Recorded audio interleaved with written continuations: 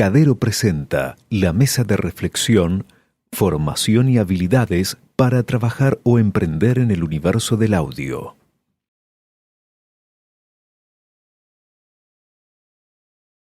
Bienvenidas, bienvenidos a una nueva mesa de reflexión en la tercera edición de la Jornada Magistral de Radio, un evento donde compartimos el conocimiento porque tiene que circular y las mejores experiencias y prácticas.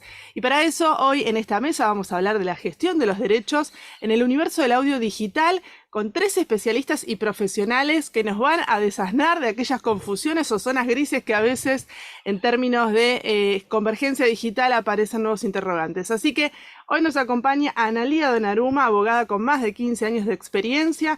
Ella es, justamente gerente de asuntos legales y nuevos medios en CAPIF y nos va a compartir un poco lo que es la gestión colectiva de los derechos. También nos acompaña Josefina Bonifacio Costa, abogada, especialista, con honores en la UCA incluso, especialista, como les decía, en todo lo que tiene que ver con derechos de autor en la industria de la música, y también es música, así que ahí hay una doble mirada muy interesante por descubrir. Y en tercer lugar nos acompaña Ezequiel Canle Santamaría, abogado, especialista también, tiene un magíster en políticas públicas, pero especialista en propiedad intelectual orientada a la innovación. Así que esta mesa es para que nos ayuden a pensar y a ordenar ideas, ¿eh? Bienvenidas y bienvenidos. Bueno, este espacio es para abrir el debate sobre propiedad intelectual, derechos de autor, qué hacemos en el universo de las plataformas y el audio digital. Bueno, muchas gracias, más que nada a Cadero por este espacio. Es un placer participar de esta tercera jornada magistral de radio. Y lo cierto es que es un ámbito ideal para hablar y sacar algunos mitos, como bien decías, de qué pasa en el universo digital.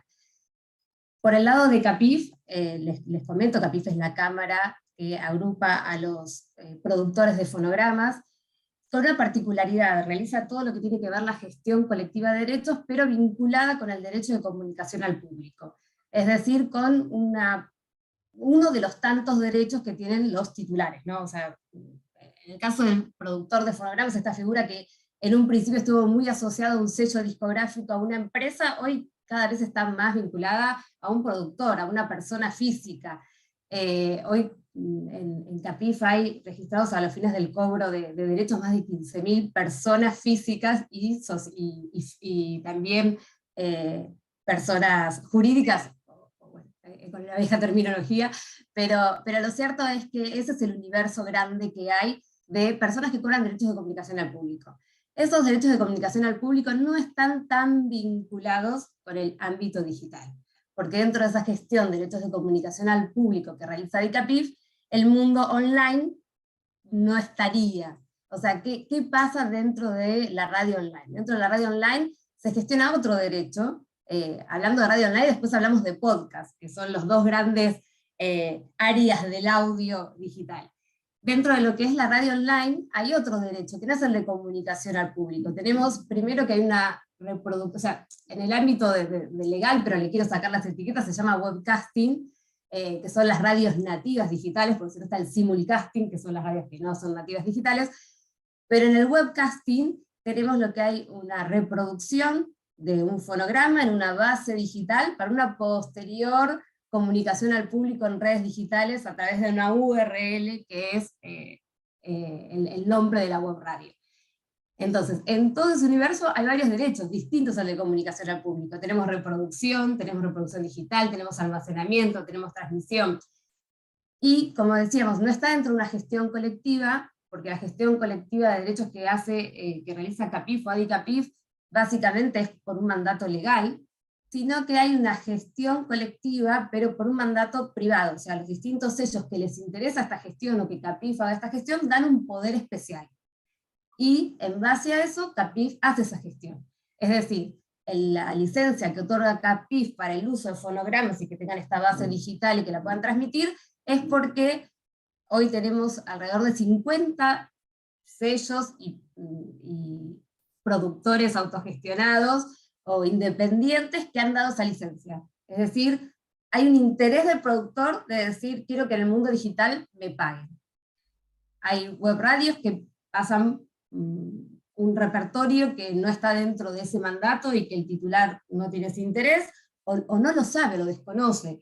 Pero lo cierto es que Capif gestiona alrededor de 50 sellos y otorga una licencia para eso. Es una licencia accesible, muy accesible, porque esto empezó con una finalidad, no sé, en eso cuando hacías 15 años suena como pesado, pero da esa posibilidad de haber vivido el antes, el durante y el ahora. La transformación digital Exacto, completa.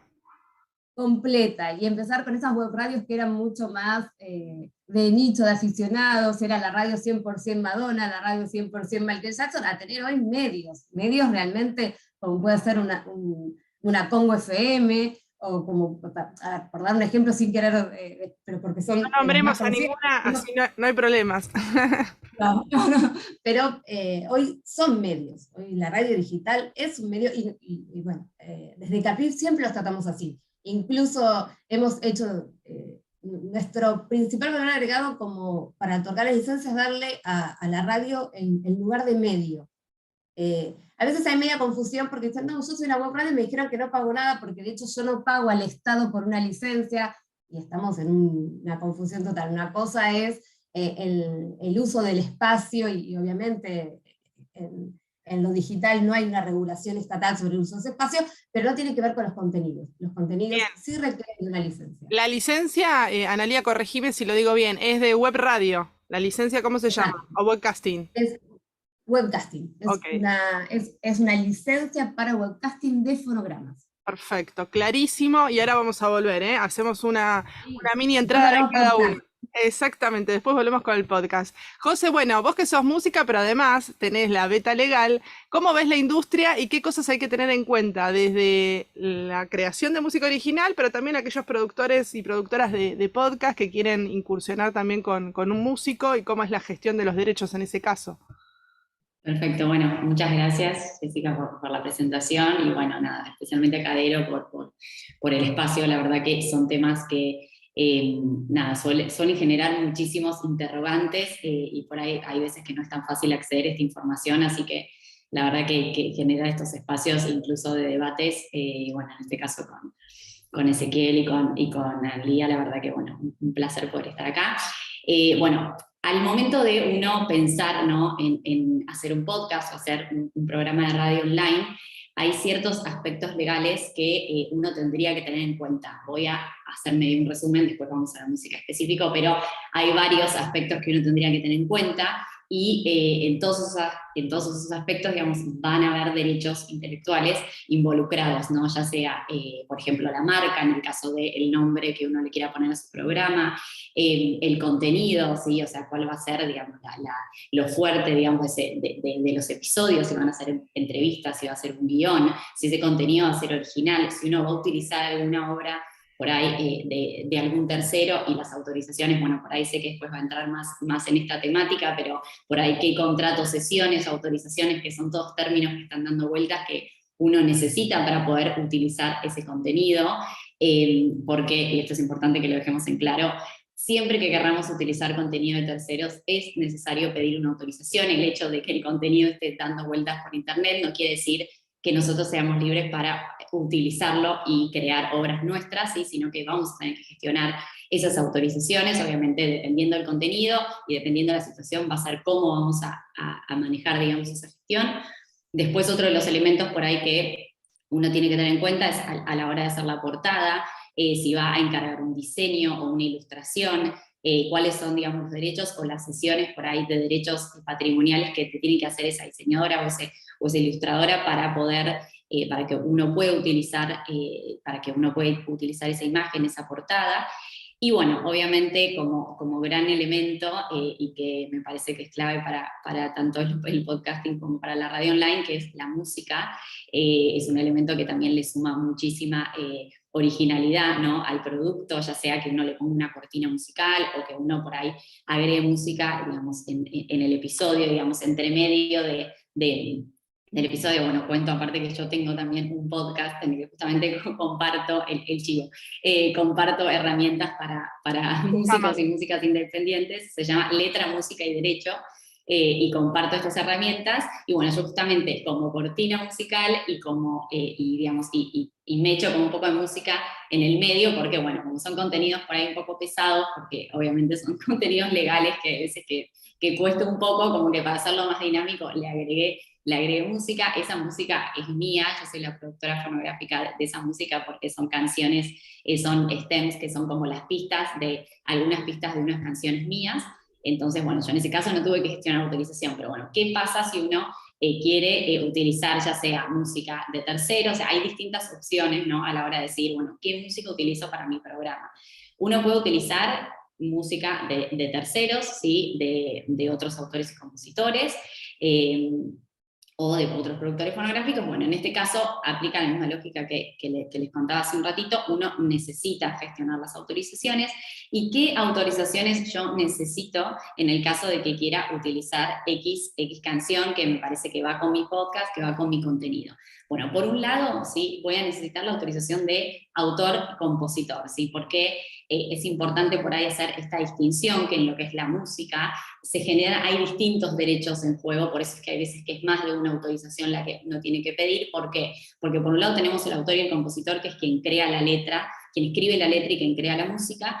Después tenemos, bueno, el intérprete, que es quien canta o ejecuta un instrumento en una canción grabada, y después tenemos, bueno, el productor fonográfico, justamente es el área de Ana, el productor fonográfico, que es el dueño del fonograma, es quien solventó los gastos de grabación. Entonces, si yo quiero utilizar una canción de un tercero, voy a necesitar, por un lado, gestionar la autorización del autor y del compositor, que en el caso de que sea repertorio administrado por SADIC, que SADIC es la sociedad de gestión colectiva que justamente lo que hace es recaudar y distribuye a los autores y compositores, que los representa. Yo voy a tener que gestionar esa autorización vía SADIC, si va a ser una autorización si yo quiero hacerlo para un programa de radio, y otra si lo quiero hacer para un podcast.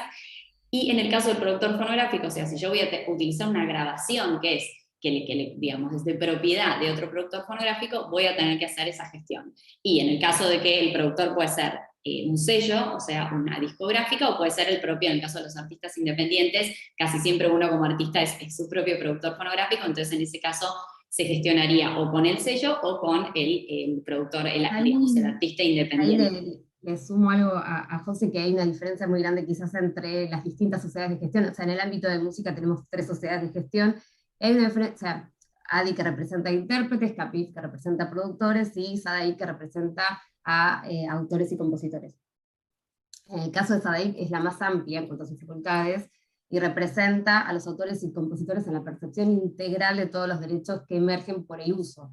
Y esa es la diferencia con ADI y con CAPIF, que su ámbito tuitivo es menor, porque es solamente a los fines del derecho de comunicación al público. Después al resto de los usos de un fonograma o de una interpretación que está grabada en un fonograma tiene que hacerse directamente con el titular de derechos. Entonces, todo el resto de esos derechos que comentaba recién José, en el caso de tanto una web radio como un podcast, serán distintas licencias, pero hay que tramitarlas las dos en SADAIC. En el caso de un productor, son distintas licencias, las dos están en cabeza del productor, porque no hay una gestión colectiva, con la diferencia que algunos sellos le pidieron a CAPIF, le dieron un mandato para que lo gestione, en el caso de las web radios, y en el caso de podcast, voy spoileando lo que vamos a decir después, no hay un mandato, o sea, hay que ir sello por sello. Pues mi recomendación, en qué casos conviene esa gestión que a veces parece como grande. Buenísimo. Sí, incluso, sí, tremendo, es verdad, incluso muchas veces me dicen, pero ¿cómo hago para conseguir la autorización? Tengo que ir primero a googlear cuál es el sello, esperar que me contesten. Bueno, así que si Ana nos puedes ahí dar algún tip, sería clave, porque la verdad que es una pregunta que me hacen muy seguido. Bueno, eso sí, eso respecto entonces al uso, digamos, de música de terceras personas.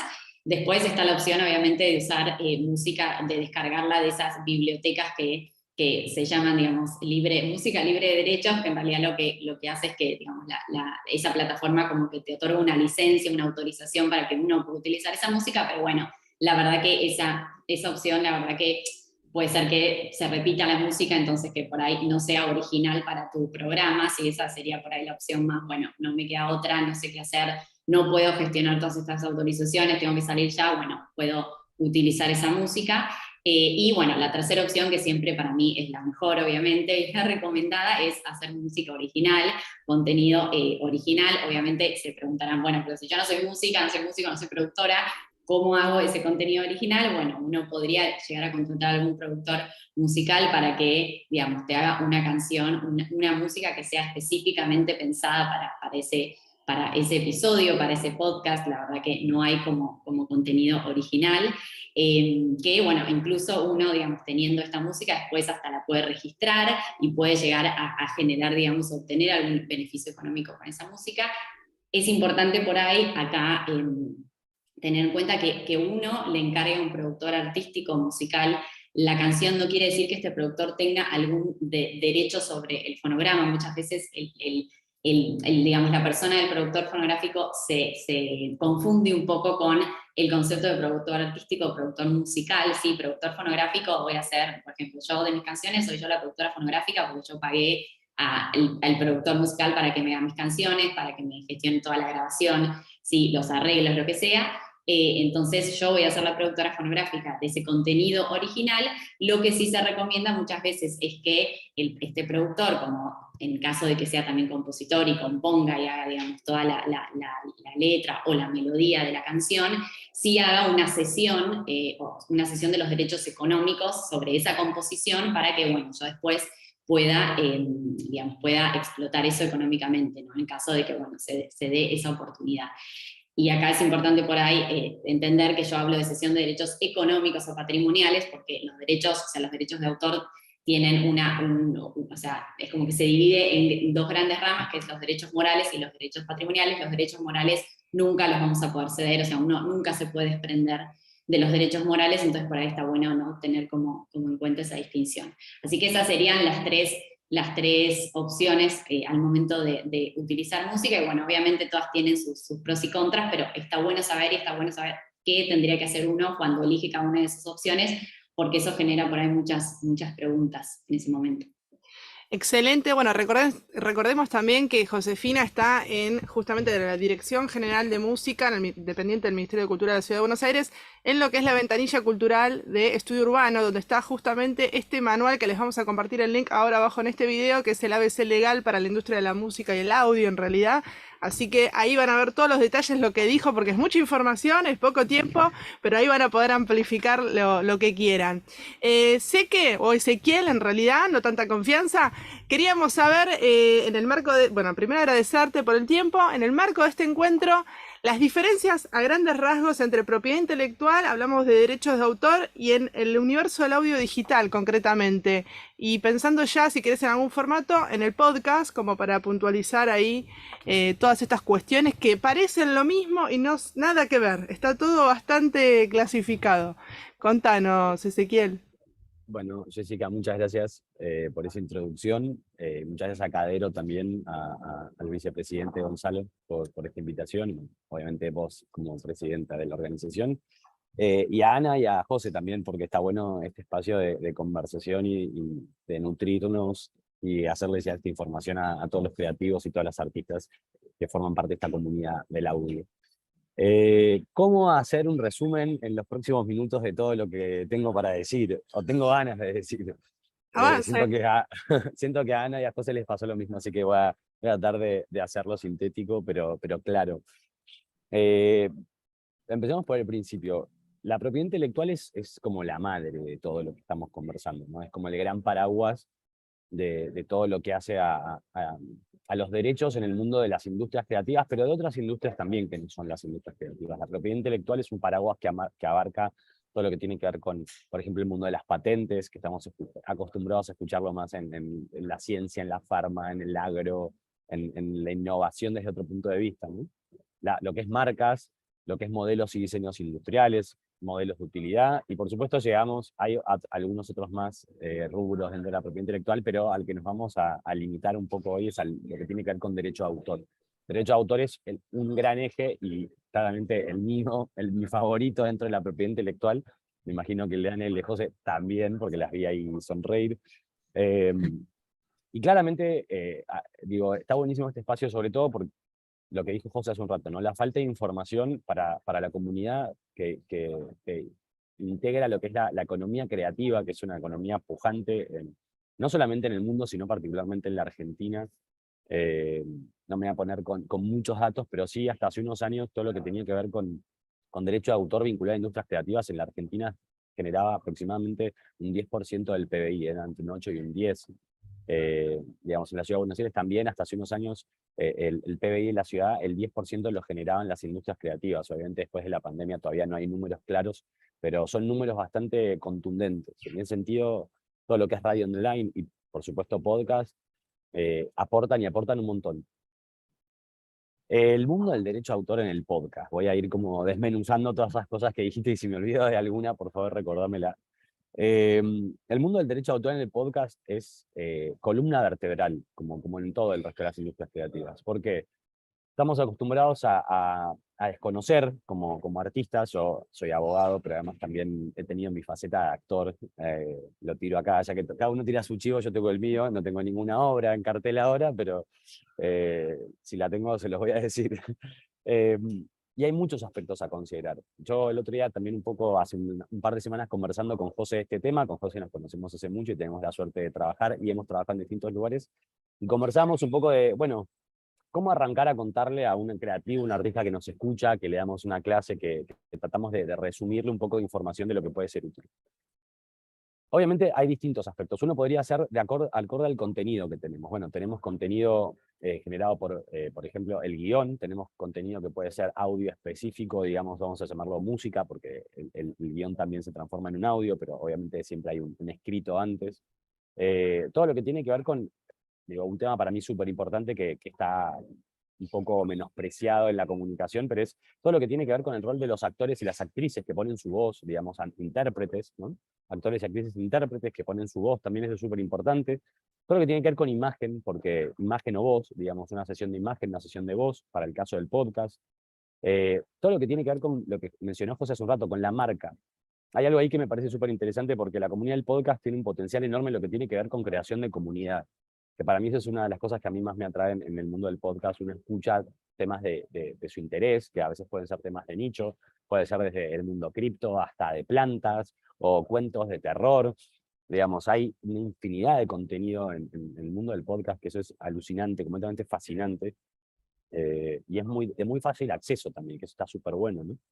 Y lo que tiene que ver con la cuestión de creación de comunidad, ahí vuelvo a lo que decía de la marca, porque cuando uno construye una comunidad, construye también un producto y un servicio que uno brinda, y se para sobre una plataforma. Esa plataforma termina siendo tu marca. En el caso de, supongamos que yo tengo mi podcast, que se llama Podcast Seque, que es mi apodo, Seque Legal, vamos a decirle. Bueno, yo empiezo a construir una comunidad, y esa comunidad muchas veces también va creciendo, y muchas veces aporta el contenido que yo genero, aporta de una manera económica, ¿no? Comprando productos, comprando servicios, incluso muchas veces todo lo que tiene que ver con crowdfunding, digamos, el financiamiento colectivo de determinados productos, en este caso culturales, digamos. Y si yo no tengo esa marca pero registrada, pero me creé una comunidad enorme, me creé un producto, un mensaje, misiones, valores, un objetivo, digamos, cierta identificación, que me distingue a mí, ese podcast, esa comunidad que creé, esos servicios de otro, bueno, voy a estar en un problema.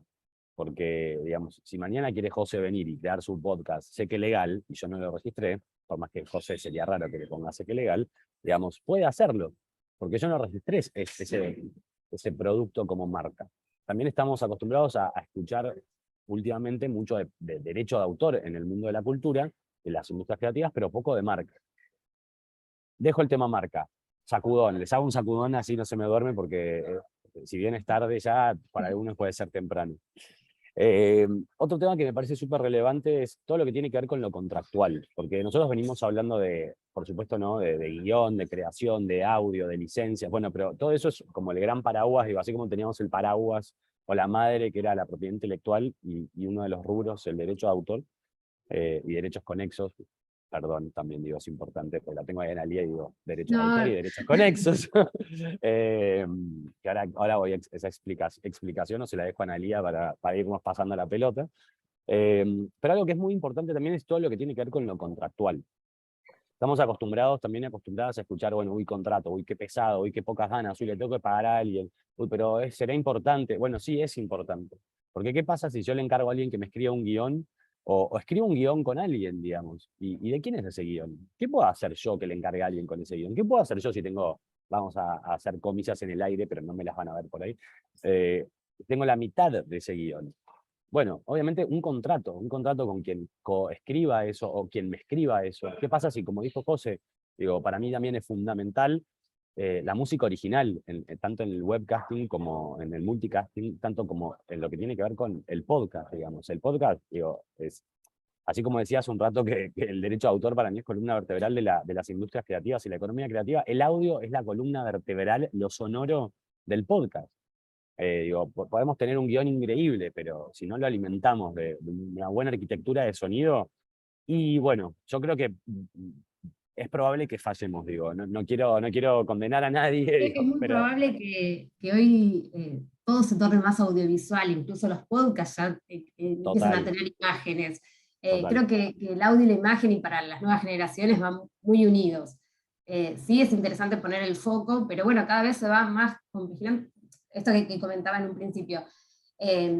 A ver, yo en un punto, no es que discrepo, no es que quiero tener polémica a la Por mesa, favor, tengamos polémica. pero, y más que quedan pocos minutos, pero esto que yo hablaba del antes y durante y el ahora, realmente yo me dedico a esta rama porque me apasionó de hace mucho tiempo, y hablar de derechos de autor, o sea, soy abogada de la familia de derechos de autor, me miraban y decían, no me sirve para nada, no le puedo encargar una asociación, si me pasa algo, era la paria.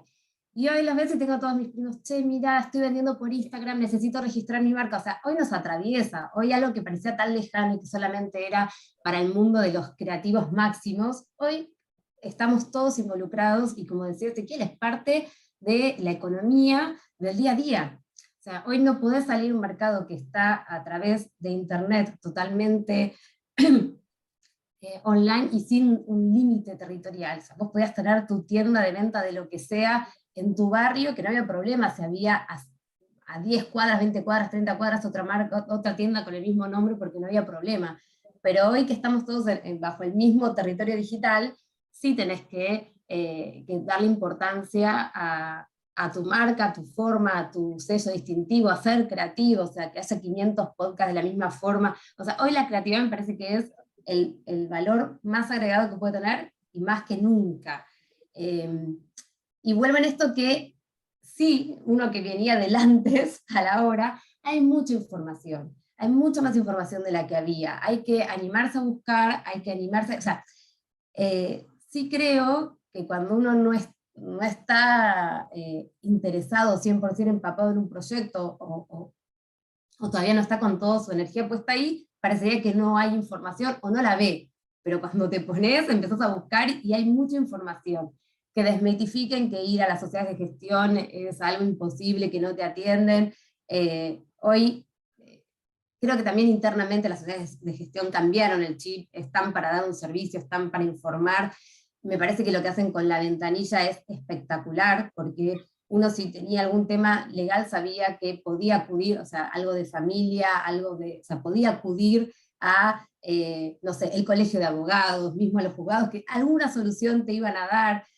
Incluso desde las facultades, de los institutos, pero de derecho de autor no había nada, y me parece genial que vos puedas tener una duda, hasta incluso que puede ser marcaria, cómo lo busco, o sea, hay muchas opciones. El punto acá es, hay muchas opciones, busquen, van a encontrar hoy sí a un abogado desde el más experto, que obviamente quizás es inalcanzable, hasta algunos que nos dedicamos por amor, Yo diría con que mucha busquen, pasión.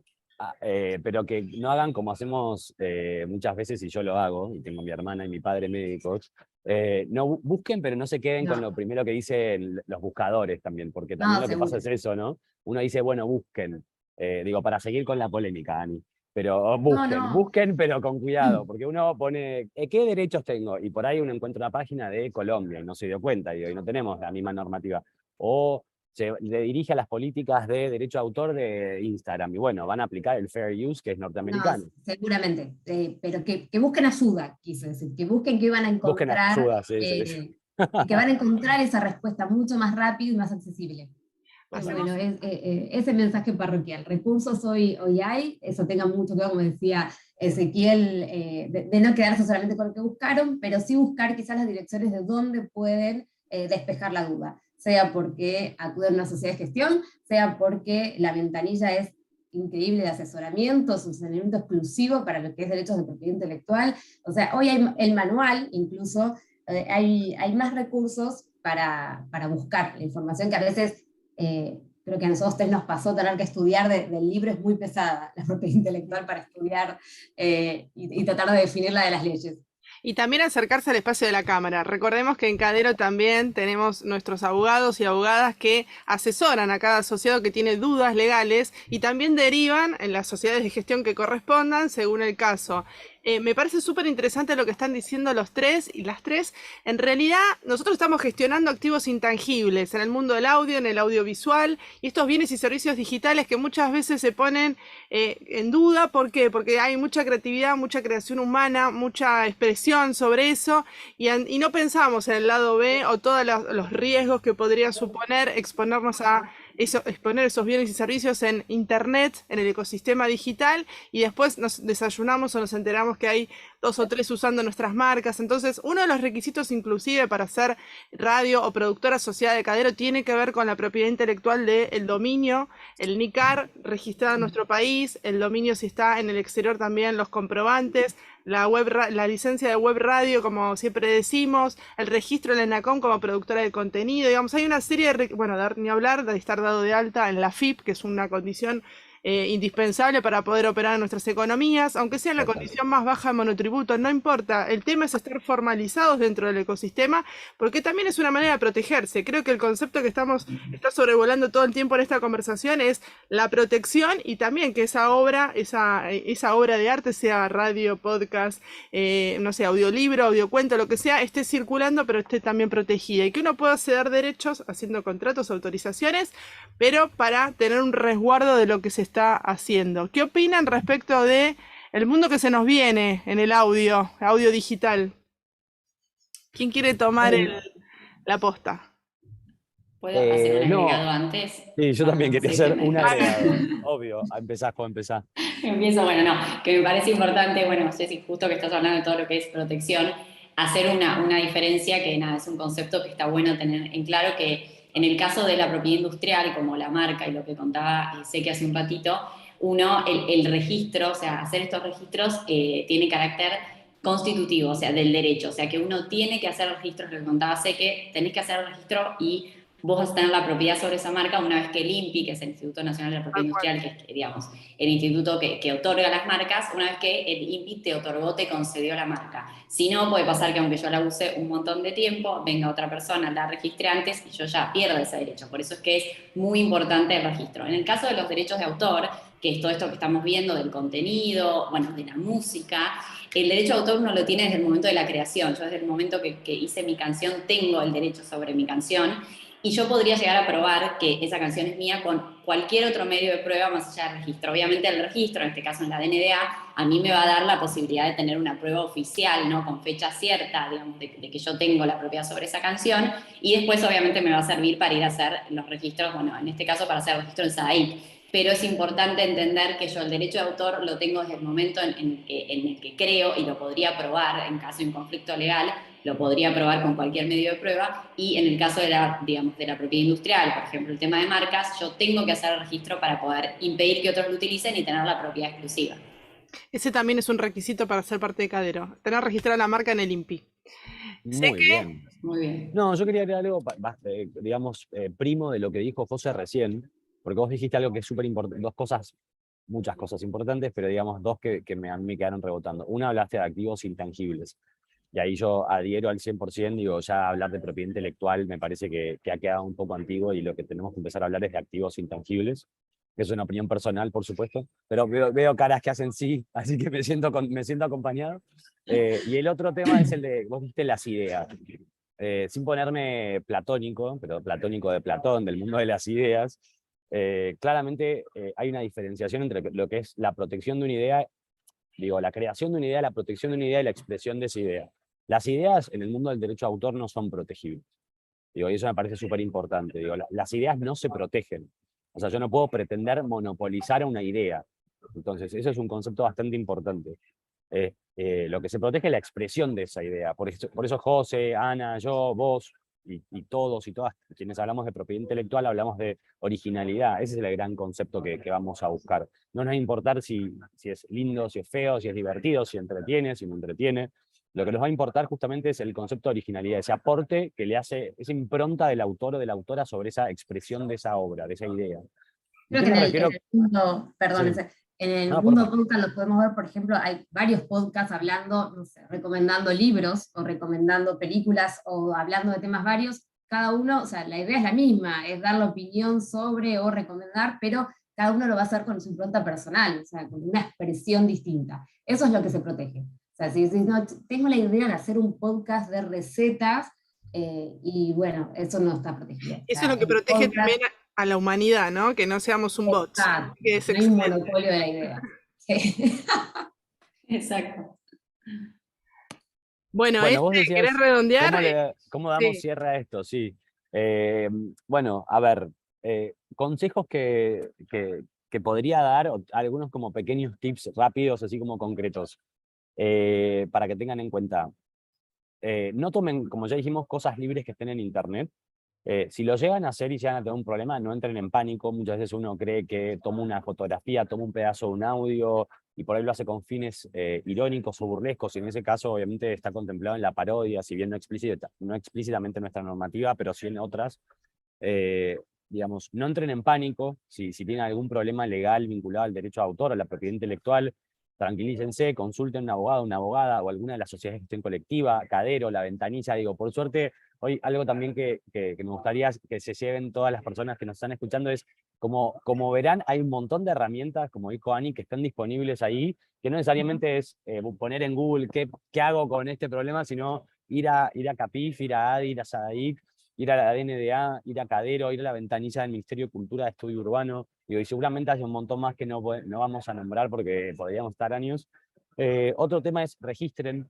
Los registros, por suerte, en la Argentina y sobre todo en la Dirección Nacional de Derecho de Autor, son muy accesibles, por no decir muy baratos, que listo, lo dije. La realidad es que sí, son muy, muy accesibles. Es sencillo el trámite, también pueden consultar con algún abogado, con una sociedad de gestión colectiva para ver cómo hacer este registro, que es súper sencillo, es bastante digital hoy en día, por suerte. Si bien todavía podríamos exigir un poco más de digitalización a la DNDA, es bastante accesible, es bastante amistoso el sistema. Y Registren efectivo. sus marcas, y efectivo, exactamente. Registren sus marcas. Es importante que tengan registrada la marca, como dijo Ani hace un rato, hoy el mundo está globalizado, digo, hace 35, 40, 50 años, hoy todo pasa por redes sociales, tenemos un podcast, tenemos una radio online, pero también tenemos una cuenta en Instagram, en Twitter, en Twitch, hoy hacemos twitcheamos, Muy bien. streameamos, digo, también podríamos hablar pronto de eso. Y nada, es importante que tengan los registros hechos para proteger sus creaciones, sus obras y cómo expresaron esas ideas. Ahí lo que decías, como cerrando este panel y bloque, cómo veo el mundo del audio, cómo veo el audiovisual, por así decirlo. Creo que a diferencia que hay un punto que es que el derecho y que los medios se concibieron más estancos, y que, bueno, hoy ya hasta incluso creo que superaron el término convergencia. Y creo que van a tener que encontrar esa forma, porque hoy estamos como, por el lado del usuario, es como siento que compran un ticket para llegar a Mar del Plata en tren y quieren usarlo para ir en avión, para ir en ómnibus y para además que les sirva para el peaje cuando va por la ruta. Y el derecho va medio, no, necesitas un ticket para el tren, un ticket para el avión, o sea, para hacerlo gráfico. Hay que ver de qué manera y en qué punto, porque es cierto que en cada uso hay distintos derechos. Del otro lado, y más me los imagino a las nuevas generaciones, ya vienen con una concepción de un proyecto donde va a ir por todas las plataformas y redes habidas y por haber, y por todos los medios, y no son todos lo mismo. Entonces, va a tener una radio que va a salir por aire, pero al mismo tiempo va a salir online, y también lo voy a dar por un canal de televisión, y va a salir por Twitch, y va a estar en YouTube, y son, al nivel derecho, varias licencias. Creo que en un punto, muchas licencias que en algún punto son colectivas, son de gestión colectiva, y en otro punto no. Entonces creo que estamos en ese punto que espero y creo que a futuros el derecho va a acompañar. José.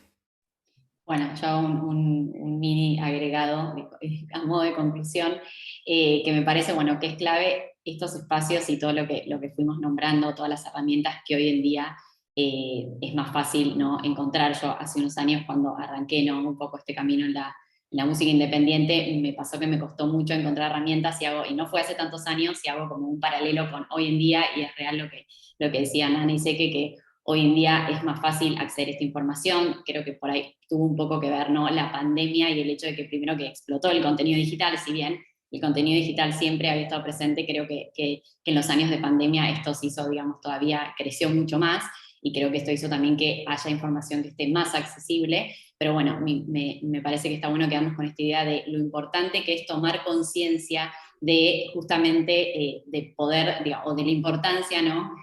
Repito, pero de la importancia de conocer qué derechos tenemos y de conocer cómo gestionar los derechos, cómo utilizar el contenido de terceros, porque la verdad que va a ser la única forma de que realmente podamos pensar en un proyecto a largo plazo, o sea, que se sostenga en el tiempo, de poder pensar en un proyecto artístico que pueda ser profesional, incluso, ¿no?, pensar en poder vivir de nuestro arte. Por eso me parece tan importante, o tan importantes todas, o visibilizar todas estas temáticas. Excelente. Bueno, un placer formar parte de este panel. Excelente, ya el cierre también es tuyo. Esta mesa estuvo pensada especialmente para productores y productoras artísticas de radios online, productoras de podcast, aquellos que editan también. Los editores muchas veces tienen un rol ahí de, bueno, no me lo especificaron en el guión, elijo y pongo tal cortina, tal música. No, esto justamente de lo que estamos hablando es todas las partes tienen que conocer lo que hacen y cuáles son sus derechos. Ahora sí vamos haciendo el cierre. Ezequiel, últimas palabras, y dejamos las redes sociales de cada uno de ustedes para que quieran seguirlos o hacerles alguna consulta. No hay ningún problema. Bueno, mis redes son en Instagram, @soyseke. Muy fácil. Muy fácil, muy relajado. Y si no, me pueden escribir también por LinkedIn, Ezequiel Calvi Santamaría.